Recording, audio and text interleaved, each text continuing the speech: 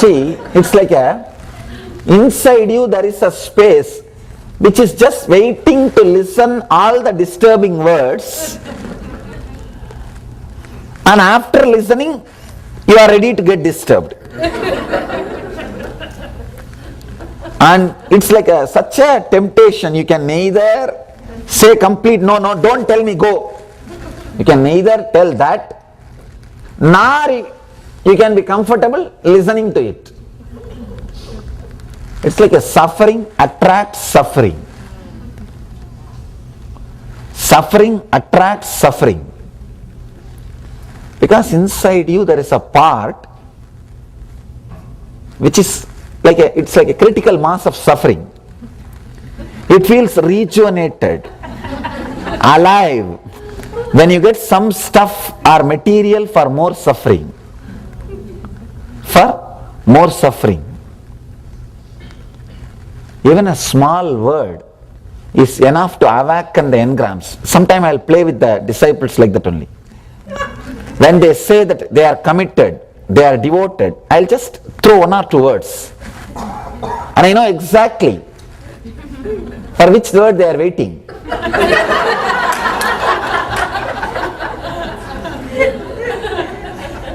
It won't even have too big negative meaning. And I know where they are standing, the word on which they are standing. Your whole personality is nothing but constructed on words. Just constructed on words. Whenever you say strongly no to some word passing through you, see, visualize, you are an open space. Constantly too many sounds are flowing through you, in and out. If your ego stops some particular word flow, then that ego is now ready to suffer by that word flow. Whenever those words are created anywhere, your ego will be just waiting to receive it and suffer. You become a receiving station. If you have too many words to bring suffering to you, you become a bigger suffering receiving station. Now you have more chance and possibilities for suffering, and you are waiting for more and more words to accumulate. If you don't have any point which stops the words which passes through, sounds which passes through and creates suffering, you are egoless being. No word can bring suffering to you. No word can bring suffering to you. It's your choice. It's your choice. You can just sit. All the words can go into you. They can disappear in you. One more thing. If you have the ego, some word comes inside you. If you stop it and suffer by that word, you won't keep quiet. You will vomit your suffering through some bigger word. And that will go and hit somebody and create bigger suffering and come back. Now this is what we call karma chakra. The chain of, the wheel of karma. Vicious circle. The more and more and more karmas are getting created. Collective negativity. Just everybody is waiting to get disturbed by a single word. And there are enough of people who are ready to constantly vomit enough words. Enough of receiving stations and relaying stations.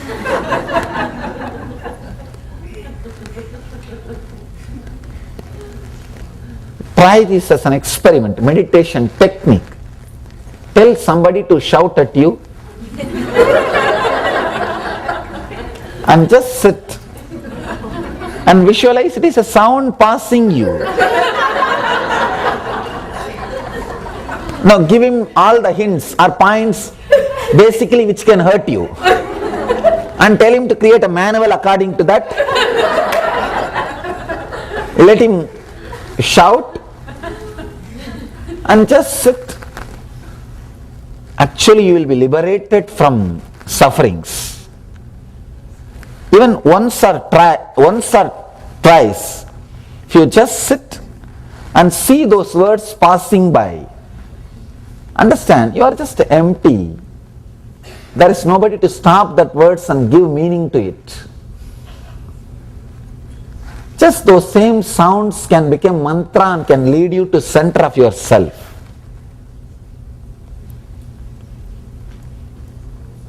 Two things. If you stop and resist, even mantra can become engram. If you relax and go towards the center, even samskara, engram can become mantra.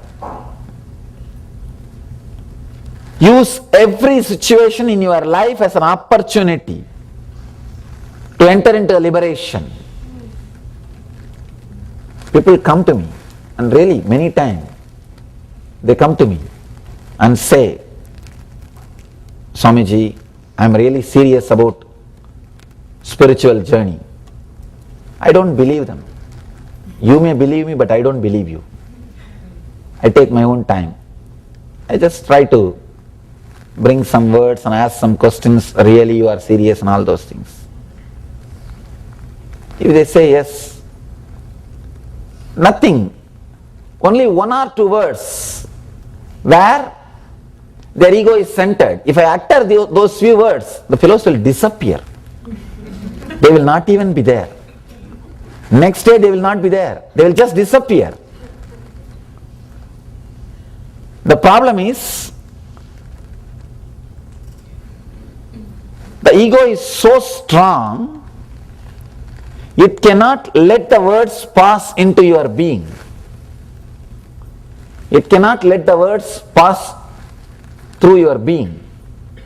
I always tell people, anything comes out of master is energy, because he is energy. If you let those words enter into your being without giving meaning, they will just become inspiration. If you are hurt by his words, then be very clear, you are standing with a big strong ego. Big strong ego. Not only with master, with the whole life, you can learn so much. Life can become master to you if you know how to listen. There's a beautiful story of an enlightened master in Bhagavatam. Bhagavatam is a great book on devotion from the Vedic tradition. That book says, this enlightened master having 24 gurus, 24 masters, who all are his masters, ant, small ant, and a hunter, and person who cuts animals and kills and eats. You will be surprised, how can all these people be a master of an enlightened person? Then master beautifully says, all these people have created sounds which has led me to the center of my own self. That is why I say all of them are my masters. All of them added something to me. They have put me back into myself. South Indian temples, if you enter, you will see a big bell in the entrance. Whoever enters will just ring that bell. People think it is to awaken the God. God is not sleeping, he is always awake. He is always awake. Not to give attendance to God. If he can't even see you coming inside, how can he be God? There are so many meditators sitting and meditating. When you create some sound, you are putting them again back to the center. They can use this sound wave as a boat and enter into the self, to the center of the sound. This is a form of a meditation technique. Constantly sound being created, they will just enter into the center of the sound. Sound can be such a powerful instrument, such powerful thing, such powerful tool to put you into the soundlessness.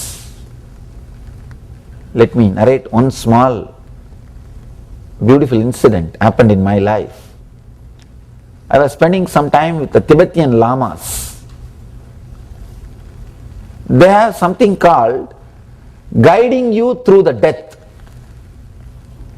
Something like 3 weeks after somebody's death, they will recite the particular mantras, create a vibration and guide that soul through the different lokas, means the different frequencies, and lead to ultimate enlightenment. If you are really interested, you don't have to wait till death. You can go through that experience even while you are alive. It's like giving you new birth. They will put you inside a bell. If any of you are Tibetan, you will understand what I am talking. There will be huge big bell. There will be 2-3 small holes for breathing. You will have the airflow. Just for that, small holes will be there. Inside you can sit. They will put that bell on you. Some 10 monks will sit around you, and that bell is made out of such a kind of a metal. If they beat even once, that bell inside your whole body will shake, tremble, and it will not touch the ground. Actually, it will be almost touching the ground. It will be hanging. If they just even create a small vibration on that bell, your whole body will shiver. You will feel as if every pore is being penetrated by a needle, and you will be made to sit in that, inside that. Only one person will constantly watch through that hole and take care that you don't faint. And once in a while they will give you little water, not even food. They will give you little water. It's a very powerful technique. Just I want to tell you, to know the power of the sound and what this meditation technique can do to you. They will just make you sit and they will rub that bell. See, even beating is okay, because constantly they can't beat. They will take one second they will give a gap. But rubbing, there won't even be any gap. Beating means tung, tung, tung, tung, tung. There is a gap. Your mind can manage to sleep. Any rhythm, you will manage to become unconscious. Now you are so powerful, with any rhythm you will manage to become unconscious. But there won't be any rhythm, just rubbing means practically you are inside a strong vibration. And you will feel that every pore is penetrated. First few hours it is tiring experience, because you are resisting. After a few hours they told me, they asked me, are you feeling tired? I said, terribly, I just want to sleep. They said, just sit for 10 minutes without resistance. Try. You will be surprised, I tell you really. It rejuvenated me so much. I realized suffering does not come from sound. It comes from your resistance. Suffering comes from your resistance, not from the sound. And the next step, they chant something like you are fearless person, you are deathless person, you don't have hunger and thirst. First when they chanted, I started smiling. Arey, what foolish thing they are thinking. What is this? Looks like a childish game. It's like a 10 persons sitting around you and telling that you are without hunger, you are without thirst. You will go out of hunger or what? I was telling, better these guys, if they give me something to eat, that will be nice. Instead of sitting and shouting that you don't have hunger, you don't have and here I am sitting and dying and no food and only little water they give through a small hole, a small glass of water they give once in a while. See, understand the whole science. Only first half an hour my logic was powerful to resist whatever they were saying. After 1 hour, I saw very clearly I am not able to stop them recording my inner system. They are just programming me. I am saying, no, no, no, I don't want to be programmed. Simply I am not able to tell anything. Just I tried. Why should I let somebody program me? But I saw beautifully, of course, they created such a beautiful programming in me that you are deathless, you are fearless, you are diseaseless. I could see my body still responding to that program. Still my body constantly responding to that program which happened. See, it's like they are constantly beating or rubbing that bell was like breaking the firewall.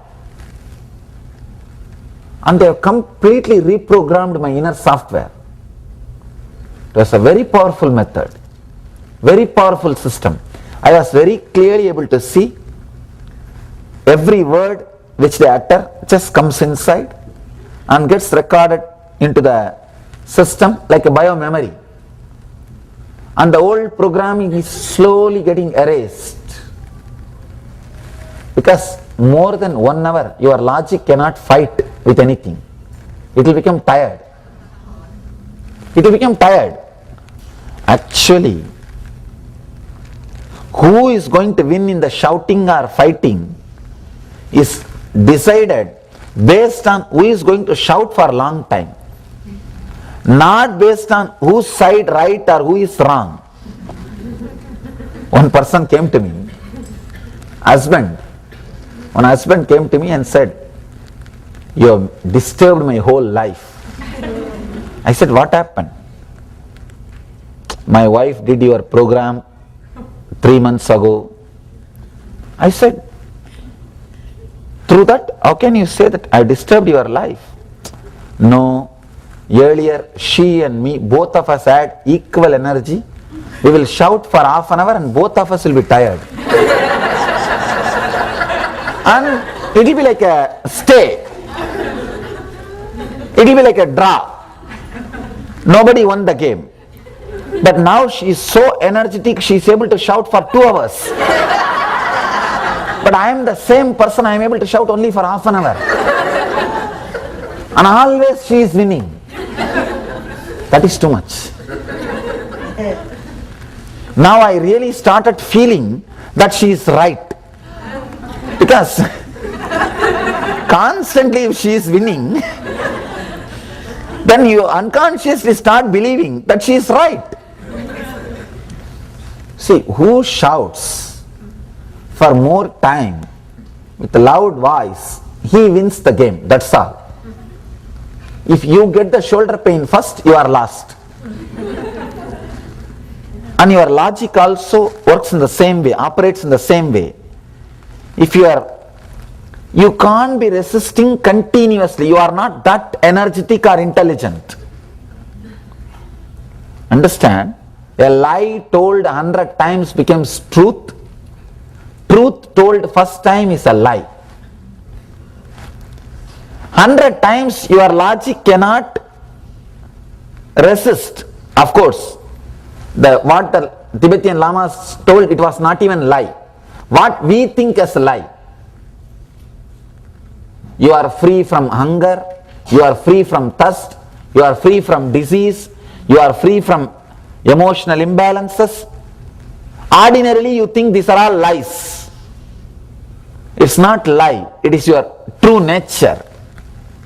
It's your root, it's your very being, it's your core.